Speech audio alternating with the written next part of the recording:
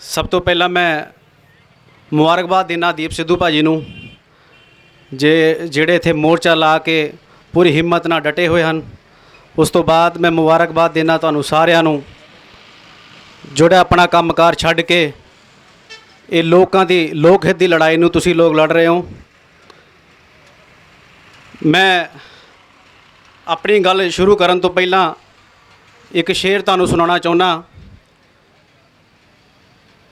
कि छीन लूँगा मैं रोटी किसी परचम की तरह। दीप सिद्धू भाजी, छीन लूँगा मैं रोटी किसी परचम की तरह, दिन के घमासान में निकला हूँ मैं फाका लेकर। छीन लूँगा मैं रोटी किसी परचम की तरह, दिन के घमासान में निकला हूँ मैं फाका लेकर।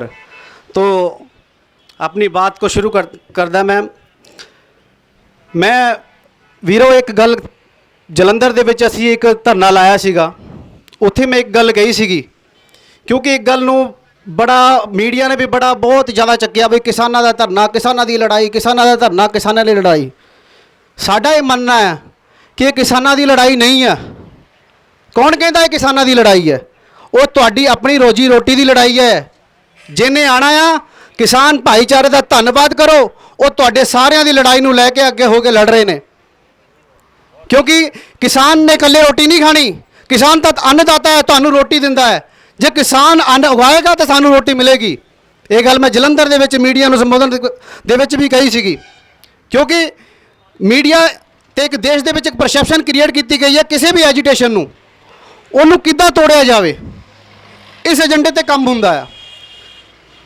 दिल्ली शाहीन बाग तो बाद अगर किसी मोर्चे ने आज़ादी तो बाद अगर कोई मोर्चा बनाया तो शंभू मोर्चा है जिहड़ा कि पूरे हिंदुस्तान के विच हुक्मरानां नूं डर पाया हुआ है। जिस मोर्चे ने मैं इतिहास दे विच जांदा होया एक गल मैं तुहानूं सारे वीरां नूं कहना चाहुंदा कि गुरु साहब ने पहली लड़ाई लड़ी सी भंगाणी की लड़ाई। सारे तुसीं इंटलैक्चुअल लोग, पढ़े लिखे लोग बैठे हो। उस भंगाणी की लड़ाई दे विच गुरु साहब का कमांडर कौन सी? किन्ने मेरे भरा नौजवान साथी उस कमांडर का नाम जानते हो? मैं दसदा तुहानूं कि उस कमांडर का नाम कौन सी? उस कमांडर का नाम पीर बुद्धू शाह सी। ते मैनूं माण महसूस हो रहा है कि पीर बुद्धू शाह ने जिहड़े लड़ाके 500 तो 700 लड़ाके गुरु साहब ने दिते सी, पठान लड़ाके, तो मैं भी उस पठान बरादरी नाल ताल्लुक रखदा हां। मैनूं माण है कि मैं गुरु मेरे पिछोकड़ है और गुरु साहब ने नाल मोढे नाल मोढा ला के लड़िया है। उन्हें हक की आवाज़ में बुलंद किया है, उसने हक की आवाज़ के नाल अपनी आवाज़ में मिलाया है। तो मैं इस जी मौजूदा सरकार है वो तो एक गल कहना चाहूँगा कि इन्होंने एक पहला कानून लिया सी मुसलमानों को मारन वास्ते, जिहदे सिटीजन अमेंडमेंट एक्ट इन्होंने पास किया सी।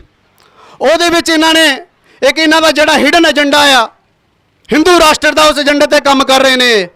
मेरी किसी हिंदू भाईचारे नाल कोई दुश्मनी नहीं, सारे साडे वीर ने। हिंदू भाईचारे दे विच बहुत वड्डी गिनती दे विच सैकुलर लोग बैठे ने जिहड़े इस देश नूं बचाना चाहुंदे आ।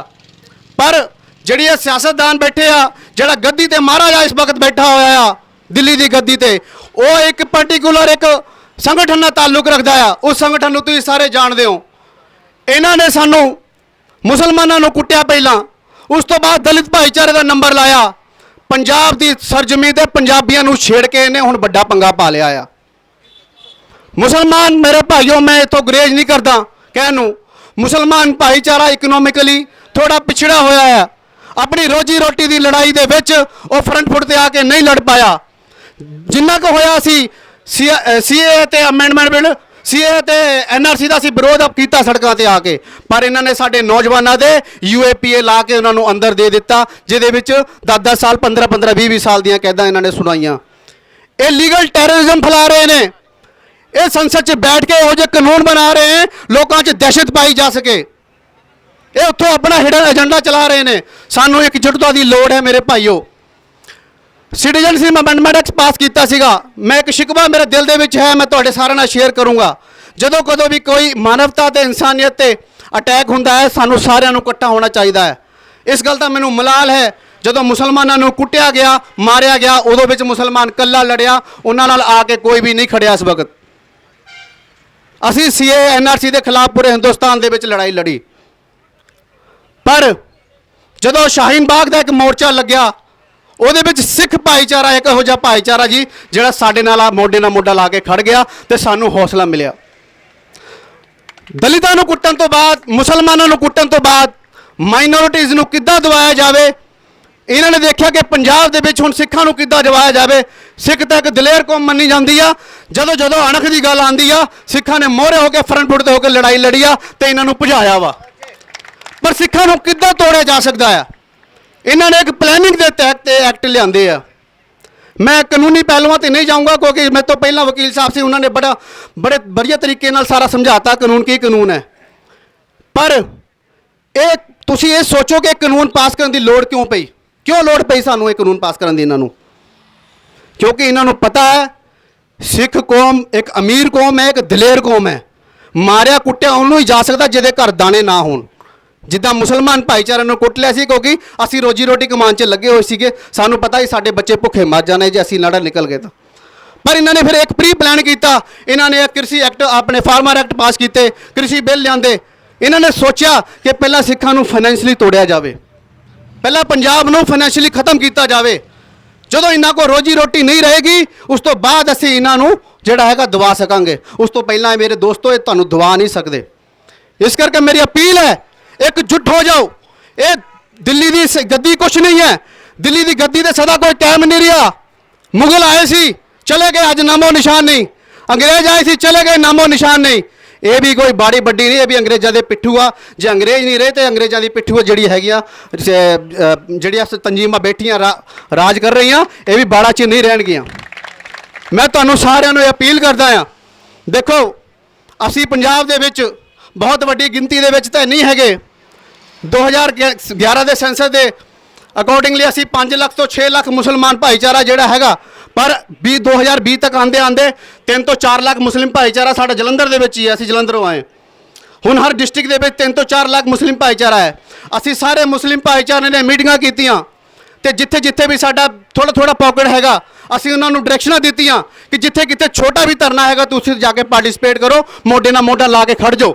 ये सिखा दी, किसानों की या किसी एक सूबे की लड़ाई नहीं आ, ये साडी रोजी रोटी की लड़ाई है। ਜਦੋਂ तक असी इस गद्दी नूं, दिल्ली की गद्दी नूं नहीं हिलावांगे मेरे वीरो, इहो जे काले कानून आंदे रहने आंदे रहने आंदे रहने। पहला सिटीजनशिप अमेंडमेंट एक्ट सी, हुण कृषि एक्ट लिआंदे आ। दलितां नूं कुੱਟਣ वास्ते इन्हां ने अमेंडमेंट की सी SC ST एक्ट के अंदर, पर वो दलित भाईचारा जो सड़कों ते निकलिया ये डर गए। डरन तो बाद इन्हां ने विड्रॉ कर लिया। बाड़ा च इन्हां दे विच दिल जिगरा कुछ नहीं है, ये लड़ नहीं सकते मोरे फ्रंट फुट पर आके। लड़ आपा तुसीं तो मैं ही सकते हैं, सानू जान की परवाह नहीं। जो फ्रंट फुट पर आके लड़ना पैगा असीं अपनी जान भी दे देंगे इंशाअल्लाह, अल्लाह ने चाहा तो। मैं तुहानूं सारिआं नूं अपील करदा एकजुट रहो। असीं जिन्ने जोगे हैगे आ असीं नाल खड़े हाँ सिख भाईचारे दे, क्योंकि पंजाब की धरती एक इहो जी धरती है, रेस्ट ऑफ इंडिया दे विच किते भी मुस्लिम भाईचारा सिक्योर नहीं है। अज की डेट च सानूं लिंच किया जा रहा है। रीटर्स की एक रिपोर्ट है जिहदे विच मॉब लिंचिंग होईयां, मॉब लिंचिंग दे विच 128 इंजरीज होईयां, 128 दे विच इंजरी होईयां। 63 अटैक होए सीगे काओ दे नाम ते, जय श्री राम दे नारे ते लाते। 28 बंदे साडे शहीद कर दिते गए, जिहदे विचों मेरे दोस्तों 24 मुसलमान सीगे, पर किसी ने कोई आवाज़ नहीं चुकी। सानू शरेआम सड़कों ते मारिया गया। असी इस चीज़ नूं एडमिट करते हैं, मानते हैं कि सिख भाईचारा अगर साडे नाल खड़ जाए असी दिल्ली दी इट तो इट बजा देंगे इंशाअल्लाह ताला। अखीर दे विच मैं दीप सिद्धू भाजी तुहानूं विश्वास दिवाना है, एक शेर दे नाल अपनी गल नूं खत्म करूँगा। मैं अकेला चला था, मैं अकेला चला था जानिबे मंजिल, मगर लोग जुड़ते गए कारवां बनता गया। बोलो सो निहाल। सत श्री अकाल जी।